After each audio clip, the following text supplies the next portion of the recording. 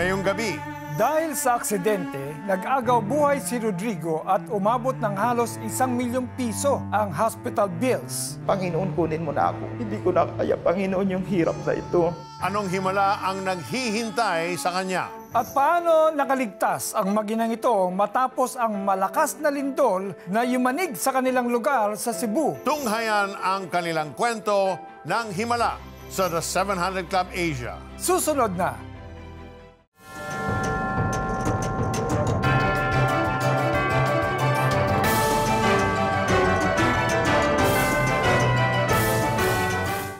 Welcome to the 700 Club Asia. Ngayong undas, muling nabubuhay ang mga kwentong kababalaghan, mga multo, aswang, at mga gumagala sa dilim. Pero sa kabila ng mga kwentong katatakutan at may kadiliman, may mga kwento rin ng pag-asa at liwanag. Mga himalang hindi kayang ipaliwanag, kundi ng pananampalataya lamang. Tulad na lamang ng naranasan ni Rodrigo Bacos. Humarap siya sa kamatayan at doon mismo niya naranasan ang liwanag at pag-asa.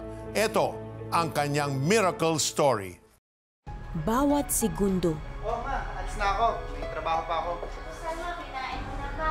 bawat oras na lumilipas, bawat paggalaw at bawat pamamaalam. Ma, ingatin ang mga bata, ha? Gaano ka kasiguradong hindi iyan ang huli mong pagtawag? Marso 19, taong 2007. Pangkaraniwan ng biyaheng iyon para kay Rodrigo Bacos. Subalit, matapos lamang ang 15 minuto, ay bigla ang nag-iba ang lahat. Binangga kami nung nakasunod na truck. Nagising na lang ako na nakasubsob sa gitna ng highway at hindi ko maibangon yung aking katawan. Sakit ang katawan at hirap sa paghinga ang tanging nararamdaman ni Rodrigo ng mga sandaling iyon. Hanggang sa tumambad sa kanya ang isang nakapanlulumong katotohanan. Paghawak pa lang po sa kanang binti ko, nakita ko po na halos putol yung aking kanang paa. Paghawak naman dito sa kita ko sa gawing kaliwa, lumawit din siya at na-realize ko na durog yung aking left and right na mga paa. Nag-aagaw buhay na si Rodrigo nang datnan siya ng kanyang asawa na si Eliza sa ospital. Ang pakiramdam ko sa sarili ko ay wag ko na lang siyang tingnan ng mga time na yun. At aawa po ako sa kalagayan niya. Kaya ang ginawa ko po, sabi ko, Panginoon, sa'yo ko na lamang po pinagkakatibala ang buhay ng aking asawa. Sabi ko, Ma, bahala ka na sa mga bata kasi ramdam ko nung time na yun, mamamatay na ako.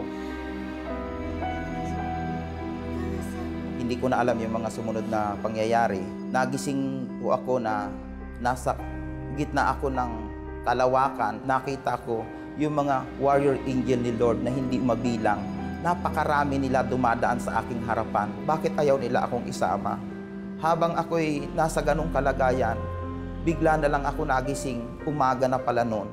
Maganda man ang kinalabasan ng operasyon kay Rodrigo, hindi pa rin ito nasolusyonan ang kalbaryong nagbabanta sa kanyang mga nadurog na hita. Tuwing ikalawang araw, dumarating yung doktor at may dalang palanggana. Left and right yan, pinipiga nila ng pinipiga yan. Walang kasing sakit, walang kasing hirap. Talagang hindi basta-bastang sakit ang naramdaman ko habang ako'y pinipiga. Kasabay na matinding sakit na dinaranas ni Rodrigo araw-araw ay ang buwan ng operasyon na isinasagawa sa kanya para maisaayos ang kanyang nadurog na mga buto. Nang ako'y maaksidente, may diabetes ako. At day and night, tinuturukan ako ng insulin. At talagang dumating yung panahon na halos kawalang pag-asa.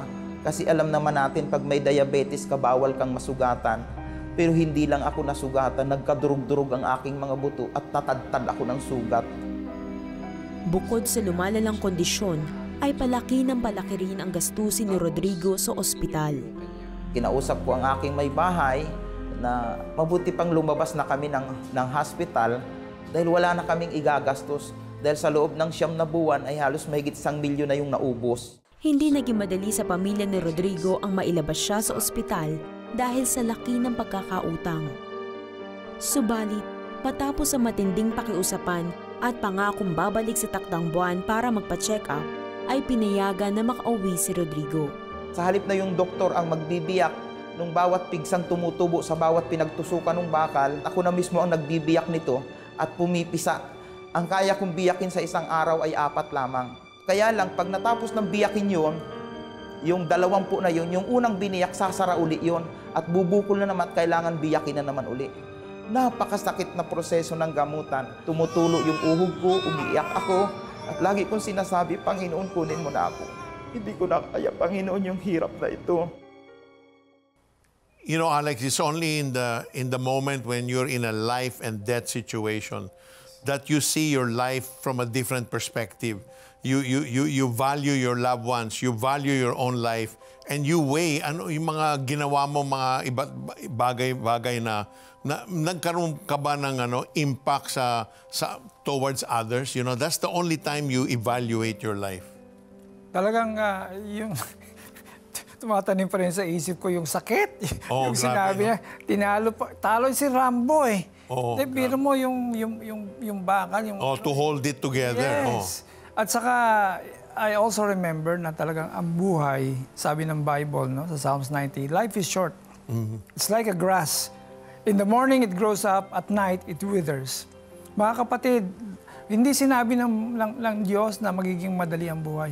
But He has a plan. Ano man ang ating pagdaanan, siyang may control. So, kung tulad ni Rodrigo ay nahaharap ka rin sa matinding pagsubok, huwag ka nawang mapanawa ng pag-asa. Ipagkatiwala mo ang ating mga kabigatan o problema sa kamay ng Panginoon. Sabi nga niya sa Isaiah 41:10, "Ako isa sa iyo, huwag kang matakot. Ako ang iyong Diyos. Hindi ka dapat mangamba. Palalakasin kita at tutulungan, iingatan at ililigtas." Amen and amen.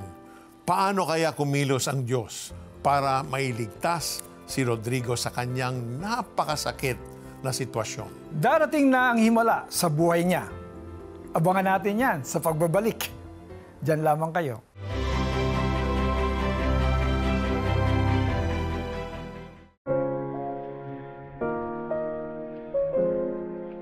Panginoong Jesus, lumalapit po kami sa iyo. Nananalangin para sa mga naapektuhan ng kamakailang lindol. Ipagkaloob mo po ang katiwasayan sa mga nagdadalamhati, tulong sa mga nawala ng tahanan at kabuhayan, at kagalingan sa mga nasugatan. Iligtas mo sila mula sa kalungkutan at pangungulila. Bigyan mo rin po sila ng pag-asa at tibay ng loob upang muling makabangon. Pagpalain mo po ang mga tumutulong, naway magkaisa ang komunidad sa pagkakawang gawa at malasakit. Sa pangalan ni Jesus. Amen.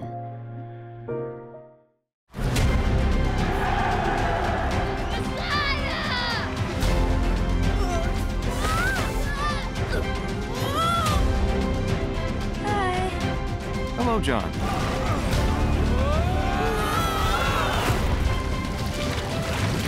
We're gonna need a bigger boat!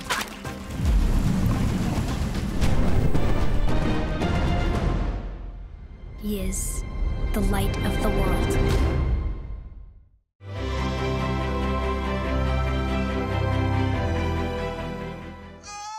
Ang inaakalang solusyon sa kanyang sitwasyon ay naging dagdag kalbaryo pa para kay Rodrigo. Mas umigting ang kanyang pagdurusa dahil sa kakulangan ng tamang atensyon medikal sa kanilang tahanan.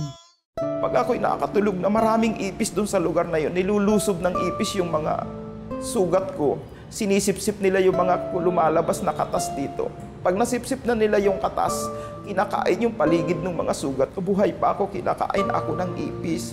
Sabi ko, Panginoon, kunin mo na ako. Hindi ko na kaya yung hirap na ito. Mistulang wala ng katapusan ang paghihirap ni Rodrigo dahil sa kanyang kalagayan. Nagpakita sa akin na nakadamit siya ng puti. At sabi niya sa akin, masdan mo ang iyong paligid. Sinabi niya, hindi magtatagal, magliliwanag ang iyong paligid. Hahayo ka at magpapatotoo ng dakilang bagay na ginawa sa iyo ng iyong Panginoon. Nabuhayan ng loob si Rodrigo matapos ang tagpong iyon. Ibinaling niya ang kanyang pananampalataya sa Panginoon na siyang ganap na magpapagaling kay Rodrigo. Pilit kong kumabit doon sa mga lubid na yun at bumitin doon sa bakal. Sabi ko, makakatakan ako, gagaling ako. Hindi ko halos maitapak yung aking mga paa dahil nga puro bakal. At sa pagtayo ko, halos tumutulo yung mga kata sa bawat tusok. Napakasakit no. Pero sabi ko, gagaling ako. Pinipilit kong tumayo. Bumibitin talaga ako. Nagpatuloy si Rodrigo sa kanyang pananampalataya sa kabila ng sakit na dinaranas. Hanggang sa isang balita ang gumulat sa kanya. Naku, tumutubo yung buto mo. Makakalakad ka uli. Doon po nabuhay yung pag-asa ko. Sabi ko, totoo yung nagpahayag sa akin. Gagaling ako. Lumipas pa ang mga buwan at naging mirakulo ang tuloy-tuloy na pagtubo ng mga buto sa hita ni Rodrigo. Isang matinding himala doon, nung ipasuri ko ang aking blood sugar, yung dating 330 na blood sugar ko, nag-back to normal. Kaya nga, yun yung isang matinding himala. Gumaling pati yung diabetes ko, lahat ng sugat ko, tumuyo, gumaling siya lahat. Sa likod ng mga peklat na ito, ay nais kong dakilain ang kabutihan at katapatan ng Diyos na hindi kayang limitahan ng sino man. Yung hindi magagawa ng tao, magagawa ng Diyos. Dala-dala ang himala ng Diyos sa kanyang buhay. Umiikot sa buong mundo si Rodrigo at sa iba't ibang panig ng bansa para ipamahagi ang himalang ipinagkaloob ng Panginoon sa kanya. Dahil sa milagrong ginawa ng Diyos at pagpapatubo ng bagong buto sa akin, nagagawa ko na ngayong maglakad at makaakyat ng ganito kataas na hagdan. Tunay na kay buti at kay dakila ng Diyos na gumawa ng himala sa aking buhay. At kayo din, mararanasan nyo din yung himalang yan pag kayo natutong magtiwala at manampalataya sa ating Panginoon. Purihin ang Diyos. What a story of healing and miracle. Alam mo, Alex, when the Lord releases His healing, no one can stop it. Talagang your body will follow and then get healed. Yan ang Panginoon natin, all-powerful miracle worker. Alam mo, Peter, nakikita ko na ito ang mga kailangan natin ipakita talagang istorya. The God who is a miracle working God. Alam mo, minsan ang mga tao ayaw na magsimba kasi puro ano na lang, parang motivation na lang. Remember, God is the God of miracle. Hanggang ngayon, ang Panginoon gumagawa po ng himala. Kaya, lalo na po ang aming programang ito, kami po ay nananalangin para sa kagalingan ng bawat isa. Kaya wag po tayong bibitaw sa Panginoon. Wag na tayong manalangin, Lord, wag niyo akong bitawan. Hindi ka binibitawan ni Lord, ikaw lang ang bumibitaw. So lalo po nating pagtibayin ang ating pananampalataya na ang Diyos natin ay Diyos ng himala. By faith, ang nangyaring miracle story ni Rodrigo. Faith from agony into total healing. Diyos ko po, kung ako lang, ganun din siguro. Hindi ko makakaya yung pinagdaanan niya. Dito po nakikita natin, gaano man kahirap ang inyong sitwasyon, pag hindi ka bumitaw kay God, hindi ka niya pababayaan. Hindi nabanggit sa video, pero ginamit ng Panginoon ang kanilang mga kaibigan, churchmates, at maging ang mga taong hindi nila kilala upang matulungan silang mabayaran ang lahat ng hospital bills by faith. By faith, walang problema. Pati bills binayaran ng Panginoon. So praise God. Sa ngayon, isang missionary at evangelist na si Pastor Rodrigo Bacos. Patuloy niyang inihahayag ang himala at kabutihan ng ating Panginoon, di lamang dito sa Pilipinas, kundi maging sa ibang bansa. Naisulat na at nailathala na rin niya ang kanyang miracle story sa librong I Can Walk Again. Sold out na ang 4,000 copies nito sa English at Tagalog version. Ganyan kabuti ang ating Panginoon. Hindi lamang healer at provider si God. Siya rin ang ating Savior. I agree 100%. Sabi nga ni Jesus sa Juan 14:6, Ako ang daan, ang katotohanan at ang buhay. Walang makakapunta sa Ama, kundi sa pamamagitan ko. Kaya gawin nating sentro ng ating buhay si Jesus at nagsisimula yan sa isang relasyon sa Kanya. Relasyong may pananampalataya. Kung yan po ang nais mo ngayon, sumabay ka sa simpleng panalangin. Ito na manggagaling sa bukal ng iyong puso. Father God, salamat po sapagkat ikaw ay Diyos ng himala. Lord, kung dumaranas man ako ng mga matinding pagsubok, Panginoon, ito po ay pinahintulutan ninyo. Kaya ngayong sa mga sandaling ito, sa pamamagitan ng pananampalataya, at dahil, Panginoon, naantig ako ng sobra sa napanood kong himala na ginawa mo sa buhay ni Rodrigo, Lord, I decide to trust you more. Ano man pong kabigatan sa akin ay ibinibigay ko sa inyo. Binubuksan ko ang aking puso, Panginoon, inaanyayahan kita upang mula ngayon, ikaw ang aking maging personal na Panginoon at tagapagligtas. Naniniwala ako na ikaw ay anak ng Diyos, na ikaw ay namatay sa krus ng Kalbaryo para pagbayaran ng aking kasalanan at muling nabuhay upang kami ay gabayan at bigyan ng buhay na walang hanggan. Salamat po, Panginoon. Ako po ay nananalangin may pananampalataya na isinulat mo na ang aking pangalan sa aklat ng buhay sa pangalan ni Jesus. Amen and amen.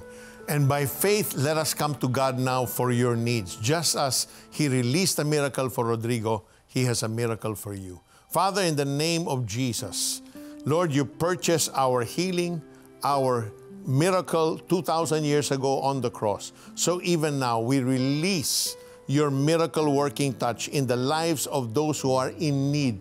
Whatever need and struggles and difficulties and sickness they are facing right now, your word says, is there anything too difficult for me? There is none. So in the name of Jesus, be healed. In the name of Jesus, be set free. In the name of Jesus, receive your answer. Receive your victory. Receive your miracle. Hallelujah. In Jesus' name. Rejoice, kapatid. Para sa iyo yan. Thank you, Lord. In Jesus' name.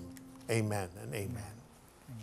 Sumabay ka ba sa prayer at tinanggap si Jesus bilang Diyos at tagapagligtas? Balitaan mo naman kami. Please send us the message, "Yes, tinanggap ko si Jesus," through text or via the 700 Club Asia Facebook Messenger o comment section ng YouTube channel o tumawag sa Prayer Center para maipagdasal ka namin. Grow in your faith. Join our online Bible study group today. Just type BSG in the comment section of the 700 Club Asia YouTube channel or Facebook Messenger to receive details.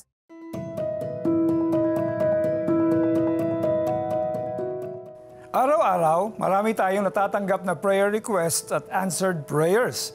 Kung hindi mo pa natatanggap ang sagot ni Lord sa panalangin mo, huwag kang susuko, kapatid. Keep praying and believing His miracle is coming your way. Just remember to push, pray until something happens. And right now, we'd like to pray for the prayer request you posted on the 700 Club Asia Facebook page. Ito galing kay Margie. Pagalingin nyo ang aking kuya. Nasa hospital po siya. Sana makarecover po siya. Thank you, Lord. Father, we just pray for the brother of Margie who's in the hospital. You know what his struggle is. You know what sickness he's battling. So even now, through the power of your name, bring healing, total, complete to his body in the name of Jesus. Amen and amen. Peter, ito naman galing kay Rani. Please pray for me that I get a job. Please, I need a miracle. Father God, in the name of Jesus, I pray, Lord, that you would open windows of opportunity, Lord God. And I pray for divine favor, Lord God. Kung ano man po ang a-applyan, Panginoon, ni Tay, Lord God, I pray na siya po, Panginoon, ay magkaroon ng pagkakataon na siya po ang mapili, Panginoon. Salamat po, Panginoon. Wala pong imposible sa inyo sa pangalan ni Jesus. Amen. Amen. Ito naman galing siya kay Tay. Sabi ni Tay, please pray for my daughter for forgiveness in her heart. Comfort her, Lord, because she's hurting right now. Keep her safe and bless her with good health and a steady job to sustain her. Father, we pray for the daughter of Tay who is struggling in her heart, Lord, to forgive, Lord. There is emotional turmoil. Father, in the name of Jesus, set her free from unforgiveness. In the name of Jesus, release your grace and your strength unto her that she may be healed and made whole. In Jesus' name, amen and amen. And Father, give her a job where she can blossom. In Jesus' name, amen. Kung sinagot ni Lord ang inyong dasal, balitaan niyo naman kami kapatid para sabay-sabay nating pasalamatan ang ating Panginoon. At kung meron naman kayong ibang prayer request, pwede kayong tumawag sa ating prayer center 24/7 yan or post your message on our social media accounts. Baka sa susunod naming episode, ang message nyo naman ang aming mababasa. Patuloy tayong mag-push. Pray until something happens. Abangan sa aming pagbabalik. Dumako tayo sa Cebu at kumustahin natin ang mga nakaligtas sa malakas na lindol. Kaya stay with us.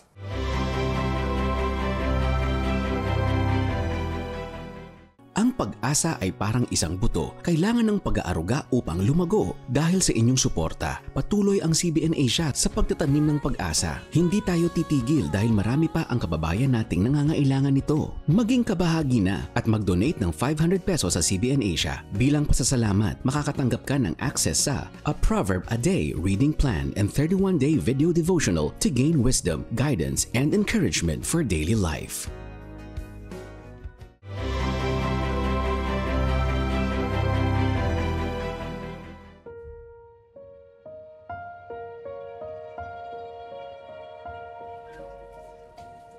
Kuan lang pag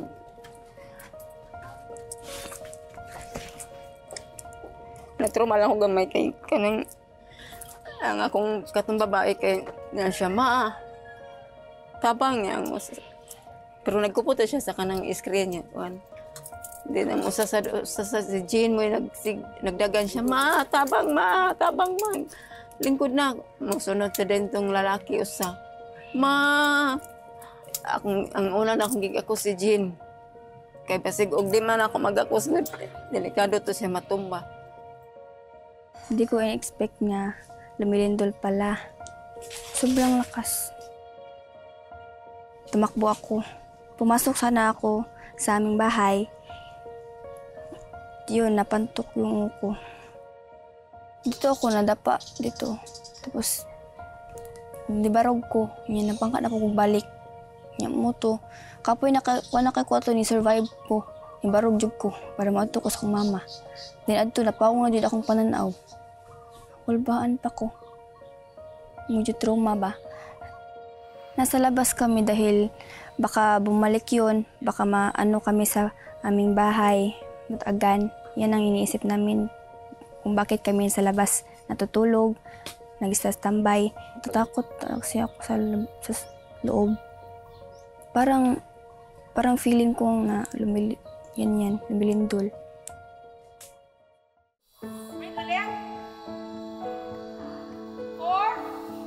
It's very important. Usually, we really try to go in within 24 to 48 hours. Talagang yun ang the best talaga na maganda rin sana mabigyan ang mga nakaranas ng disaster, what we call psychological first aid. Because if they are not processed, they have not gone through this, what we call yung ma-diffuse man, yung lahat ng tension, lahat ng trauma, it can really take over. Ang ginawa natin ngayon dito sa Antipolo, Medellin, is a disaster medical clinic. We have a station na nagkaroon sila ng psychological first aid. Sa ating isang volunteer doctor na ginawa po niya ang isang psychological first aid, debriefing, and orientation. Dapat mo kalma lang ka. Di ka maratol. Yung makaon ka sa saktong oras para dili ka ma-depress na maayo. Ginhawa ka ng malalim. Kata sa katong before ka matulog kanang ikuan ang kanang tiil kanya 15 mag-iyak og 15. Trinay mo kanina. Kumusta ang pakiramdam ng tinatry? Okay ra. Ginawa. Okay na. Nindot niya katong yang akong gipainana ay. Lumujo yun.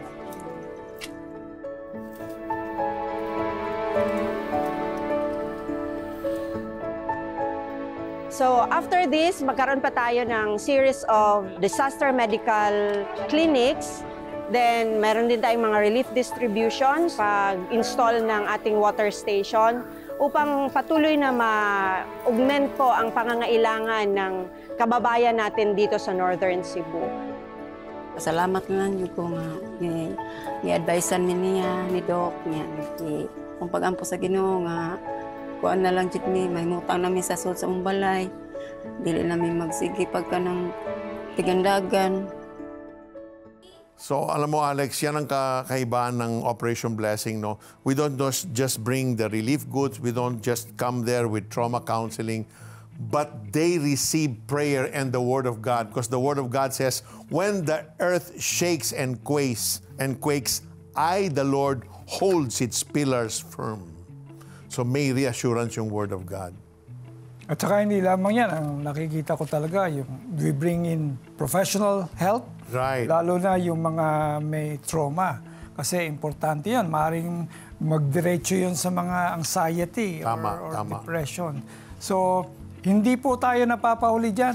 Mabilis ang 700 Club at hindi na po tayo dumadaan kung saan-saan diretso ang tulong ninyo sa mga nangangailangan. Bukod nga po sa Cebu, nagtungo rin ang ating humanitarian arm Operation Blessing sa Davao para tulungan ang mga biktima ng malakas na lindol doon. Ang lahat po ng ito ay nagagawa natin dahil sa ating masisipag at mapagmahal na mga volunteers, sa mga miyembro ng Armed Forces of the Philippines, sa mga church at NGO partners, at siyempre po sa inyo, our prayer warriors and faithful supporters. Because of your faithful monthly giving to CBN Asia, we are able to reach out and bring help to our kababayans in their time of great need. Naging sunod-sunod ang bagyo at lindol, kaya marami ang nangangailangan ng tulong at pag-asa. Iparamdam natin sa kanila ang pagmamahal ng ating Panginoon. Tulungan natin silang mabilis na makabangon. Be a CBN Asia partner now. And to donate, just scan the CBN Asia QR code on your screen, call our numbers, chat with us on the Facebook Messenger of the 700 Club Asia, or visit cbnasia.com/give for more details. God bless your generosity. Samantala, napanood natin kanina ang pamilyang himalang nakaligtas sa malakas na lindol. At si Rodrigo, himalang nakaligtas sa agaw buhay na sitwasyon. Sila ang patunay na may himala sa ating Panginoon.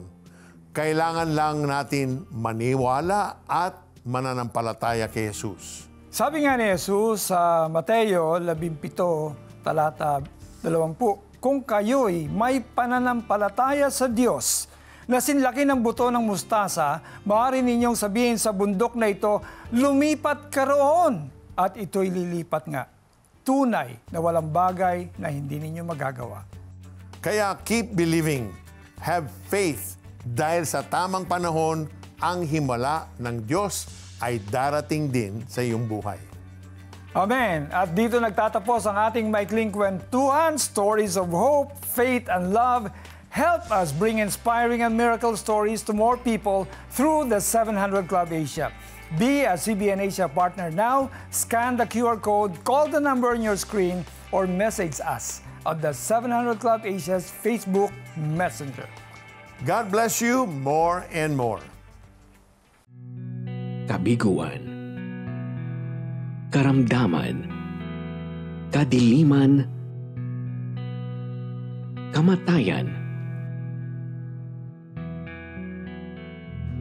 o kaya na may katatagan, kagalingan, kaliwanagan, buhay na walang hanggan.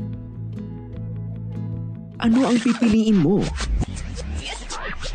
Sa panahong tila ang mundo'y puno ng takot at gulo, walang kasiguraduhan, basta huwag sumuko. Buksan mo lang ang iyong puso sa Diyos na tumutupad sa kanyang mga pangako.